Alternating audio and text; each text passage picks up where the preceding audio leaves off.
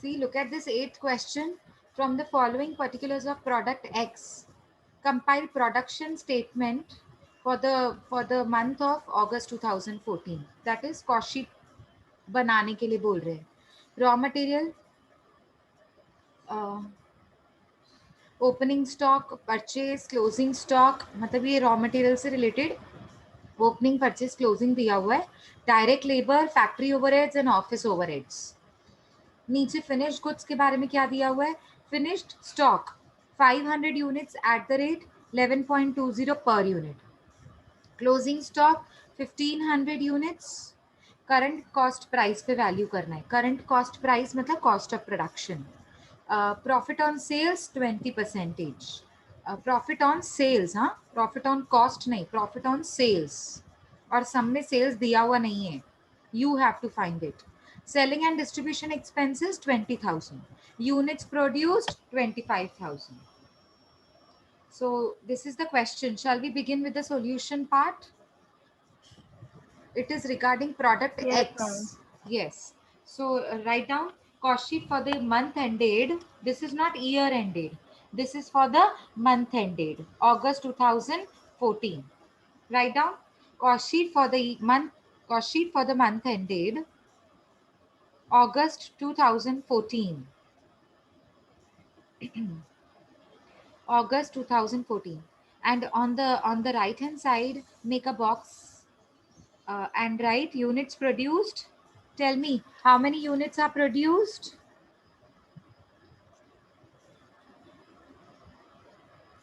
25,000. Very good. 25,000. The last line of the question. Units produced 25,000. Next, units sold in the same box. Can you tell me how many units are sold? Is it given in the question directly? Come on. Is it given in the question? No. No. We will have to find it. Find The out. same Yes. way, just as the same way that we have done earlier. Last sum. Yes, last sum. Very good. So write down working note number 1. Write down opening stock of finished goods. Opening stock of finished goods. How much is that? And working note has to be made in units. Huh? So opening stock of finished goods. Units are given in your question. How many units are given? Come on, tell me fast.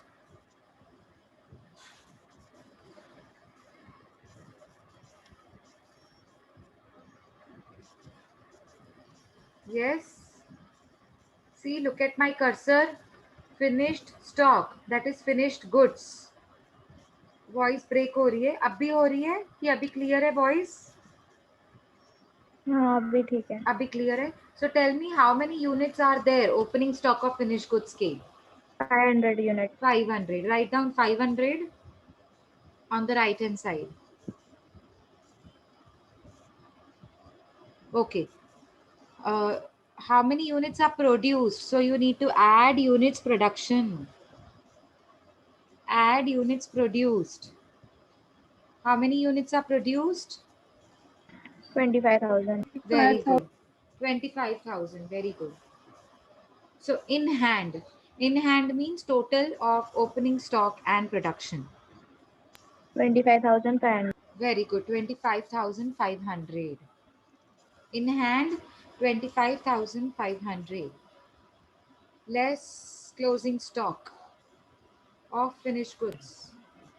Less closing stock 1,500. Very Bracket. good. Less closing stock of finished goods 1,500 bracket. So units sold will be your balancing figure. What is units sold? Tell me.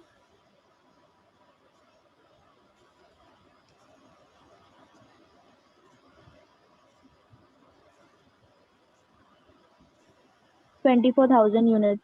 24,000 units are sold. Okay. So now you can write. There is a box that you have made on the right hand side of the top of most page. and there you have written units produced 25,000 and units sold are 24,000. Yes, ma'am. Okay, fine. Now you can make your columns, particulars, inner column, outer column, CPU. Whenever we have units produced and units sold, we should make CPU column also.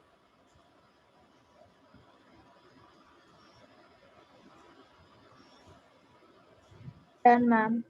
Yes, done. Okay, let's start with direct material. Starting with direct material, we need to write opening stock of raw material. So what's that? Opening stock 20,000. Very good. Opening stock 20,000 inner column. After that, क्या लिखना है इसके बाद बताएंगे? Purchase. Very good. Add purchase Purchases. in a Add column. purchases. Very good. Inner column 1,50,000. Add purchases 1,50,000 inner column. Okay. Any other thing that you have related to raw material? No, ma'am. No. So directly less closing stock. Any other expense related to raw material? No. Therefore, we can directly write less closing stock. There is no carriage inward, no freight inward, no other expenses that is related to raw material. So you can directly deduct closing stock, and that is 10,000 inner column bracket. 10,000 inner column bracket. So what is the total of raw material? Direct material? 1,60,000. 1 lakh, sorry, 1,60,000. 60,000. Okay, 1,60,000. So I need CPU of 1,60,000.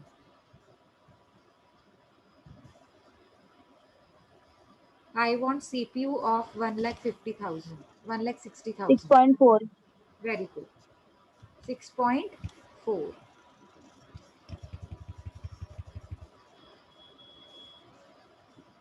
Okay. Next, we have direct labor. Next, we have direct labor. Is there, is the direct labor given in the question? Yes, ma'am. Hmm. Direct. So how Outer much is, column. okay, how much is that? 60,000. 60,000. Very good. 60,000.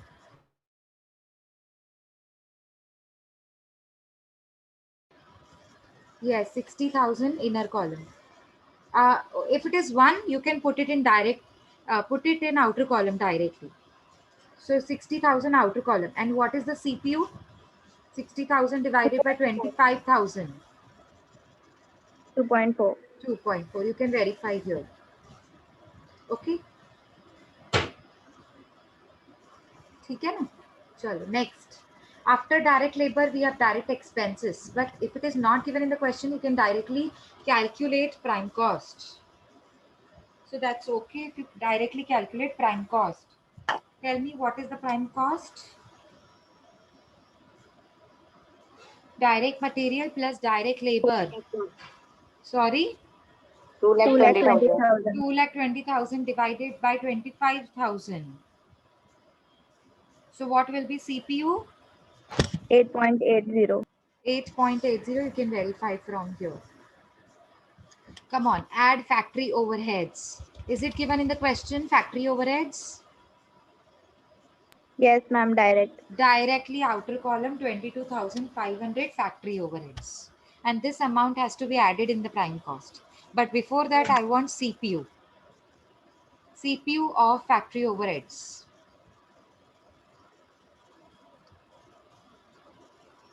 0.9. 0.90. Very good. So 22,500 should be added in prime cost, that is 2,20,000. So what would be gross works cost?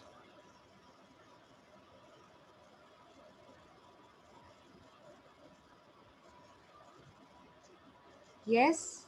What is your gross? 2,42,500. Okay, pardon. फिर से बोलो एक बार. 2,42,500. 2,42,500.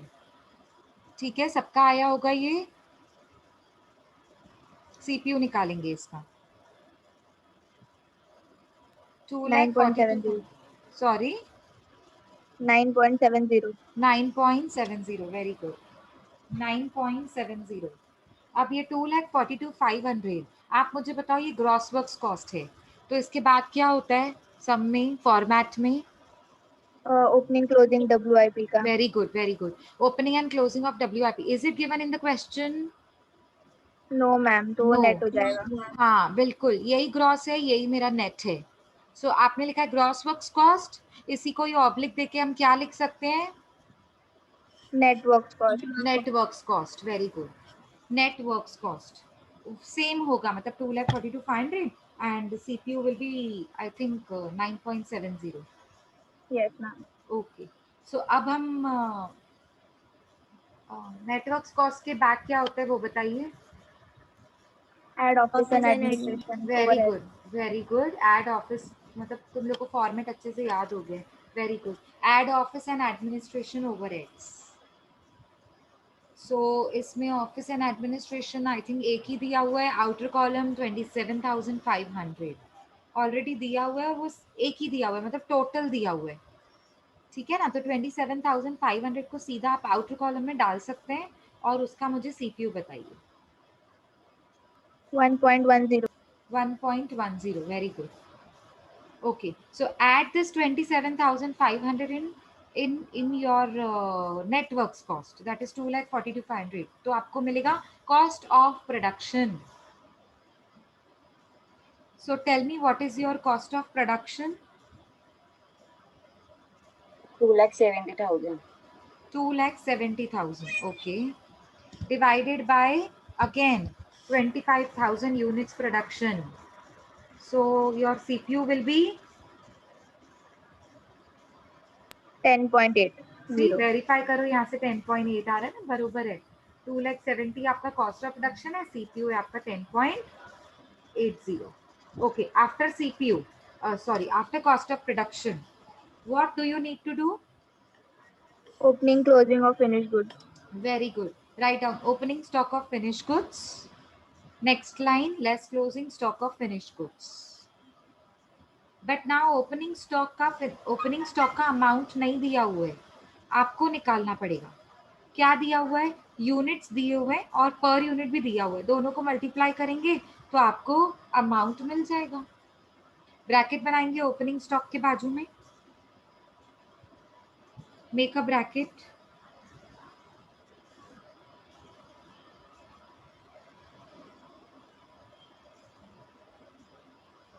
लिखो 500 into 11.20 500 units हैं और 11.20 पर unit है तो 1 यूनिट पे अगर आपने 11.20 का ओपनिंग स्टॉक का खर्चा है तो 500 यूनिट्स पे कितना क्रॉस मल्टीप्लाई 5,600.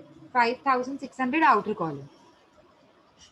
कॉलम ये ऐड करना है add opening stock less closing stock अब क्लोजिंग स्टॉक की फॉर्मूला क्या होती है देखो यहाँ पे उन्होंने बताया है वो ही करना है closing stock is 1,500 units at the rate current cost price का मतलब होता है कॉस्ट ऑफ प्रोडक्शन अगर वो वर्क्स कॉस्ट बोलेगा तो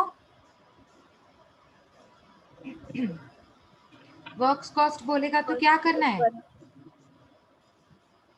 उसका CPU लेना है. हाँ किसका वर्क्स कॉस्ट का मतलब वो क्या कॉस्ट होता है का. हाँ पर वर्क्स कॉस्ट तो दो होते हैं ना gross works cost net works cost net वाला. वेरी गुड नेटवर्क्स कॉस्ट का CPU लेना है अगर वो वर्क्स कॉस्ट बोलेगा तो but if he saying current cost price means cost of production का CPU लेना है ठीक है ना लिखो ब्रैकेट बनाओ 1,500 इंटू आप मुझे बताइए कॉस्ट ऑफ प्रोडक्शन का CPU हमने कितना कैलकुलेट किया था 10.80.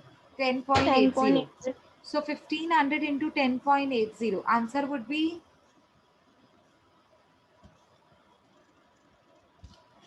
yes tell me 16,200. देखो यहाँ से वेरीफाई भी कर सकते हैं 16,200 क्लोजिंग स्टॉक है और 5,600 ओपनिंग स्टॉक है ठीक है ना चलो एक ऐड करना है एक लेस करना है किसमें से cost of Cost of production से. वेरी गुड तो आप कॉस्ट ऑफ प्रोडक्शन में ओपनिंग स्टॉक को ऐड करेंगे और क्लोजिंग स्टॉक को लेस करेंगे, तो आपका आंसर क्या हो जाएगा? 2,59,400. 2,59,400. 2,59,400 को क्या बोलते हैं हम?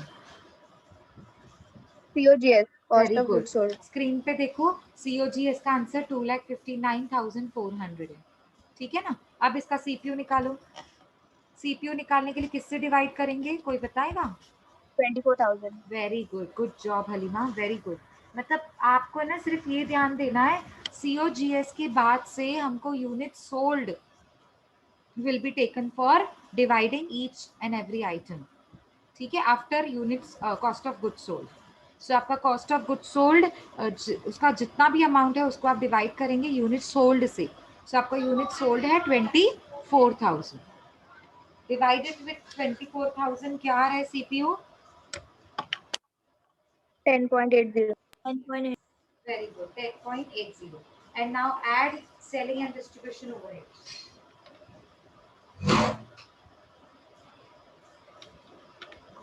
How much is that? 20,000. Outer column. Tell me the CPU of 20,000.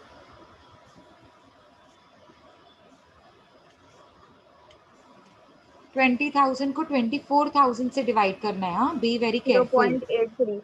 0.83, very good. Now add selling and distribution in cost of goods sold. COGS. Yes, COGS. So you will get total cost. Tell me, what is your total cost?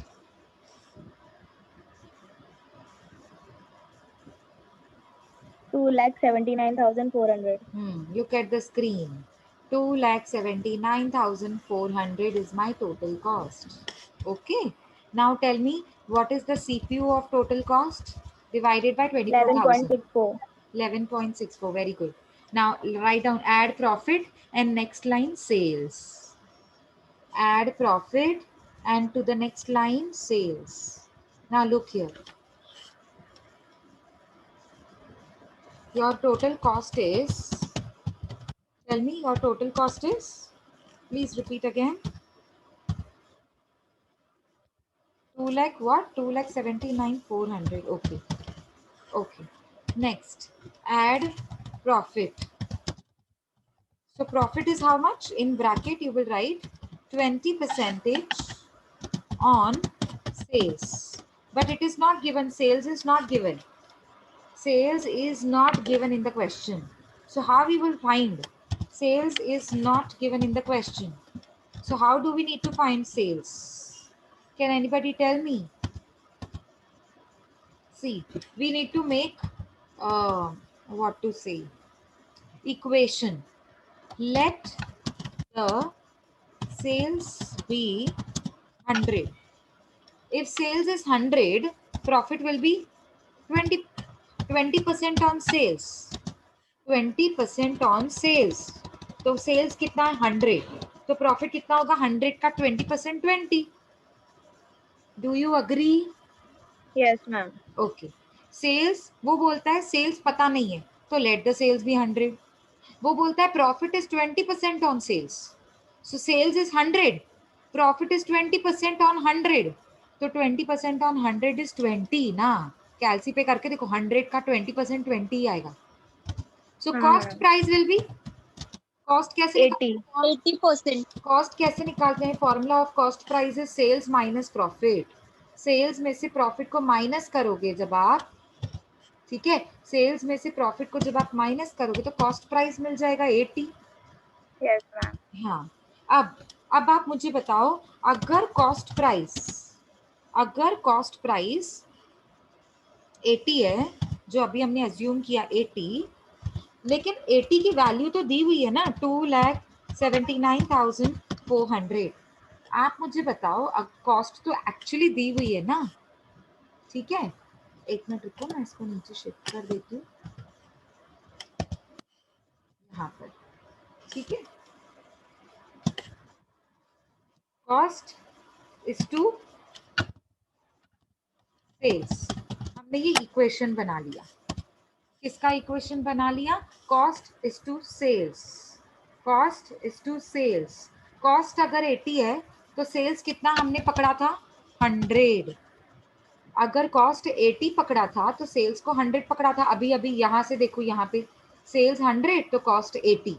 ये देखो cost 80 sales 100। लेकिन actually तो मुझे real cost तो पता है। Real cost हमारी कितनी है? 2,79,400। अभी अभी कैलकुलेट किया total cost.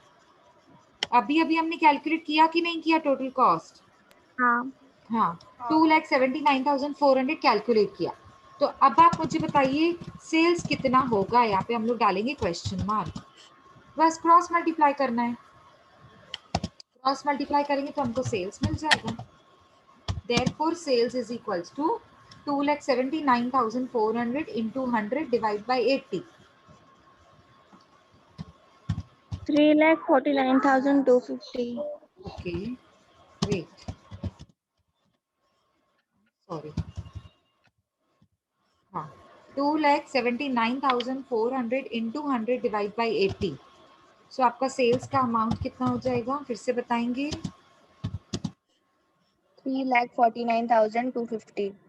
3,49,250 rupees. So this is my sales. ये आपको वर्किंग नोट बनाना पड़ेगा। बनाओ ये वर्किंग नोट और फाइनल आंसर निकालो।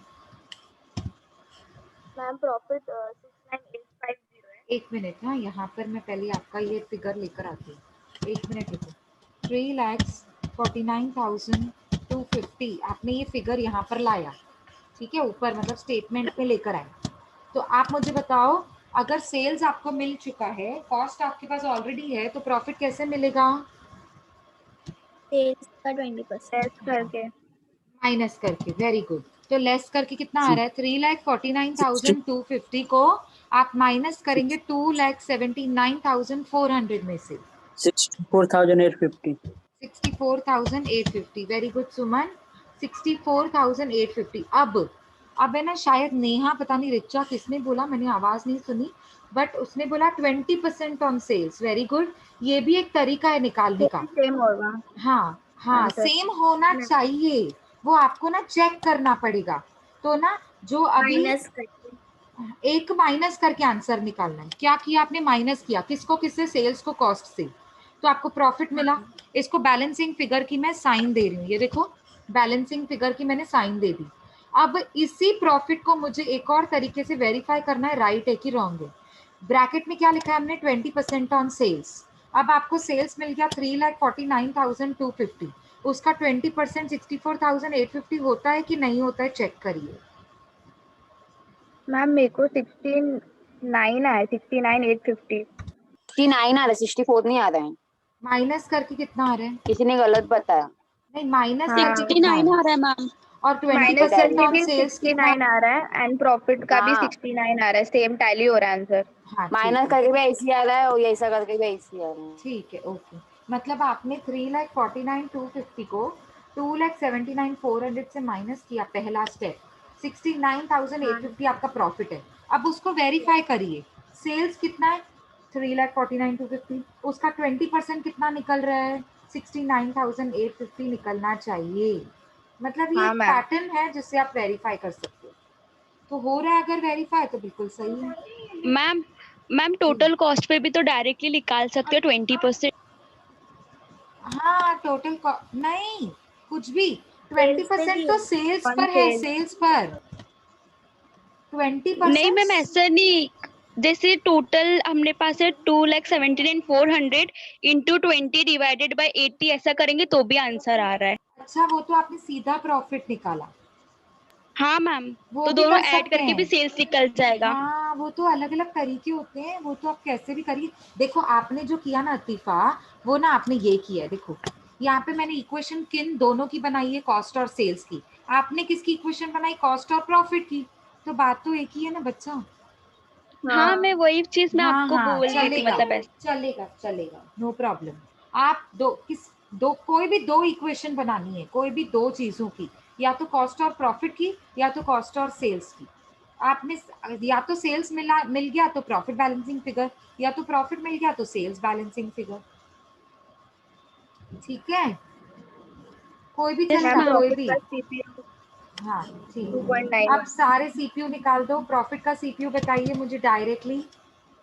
2.91 2.91 और सेल्स का CPU 14.55 14 point, repeat again 14.55 55। Okay ठीक है, so we are done. Okay, ये वर्किंग नोट बना लीजिए। आप वैसा वर्किंग नोट भी बना सकते हैं जैसा आतिफा ने बताया, that was also correct, not a problem. आप पहले प्रॉफिट निकाल रहे हैं और सेल्स को बैलेंसिंग फिगर रख रहे हैं, ठीक है ना।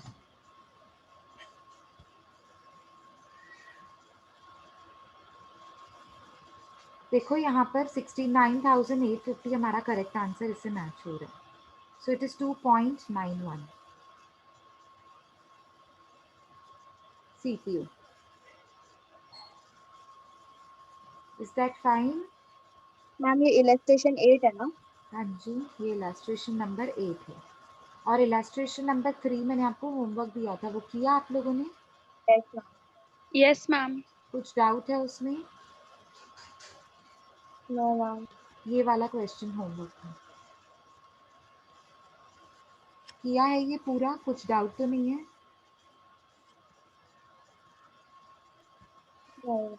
नहीं, ठीक है, सिंपल ही है। चलो ठीक है ना, तो अभी हम नेक्स्ट लेक्चर में कंटिन्यू करते हैं। Is that okay? ओके।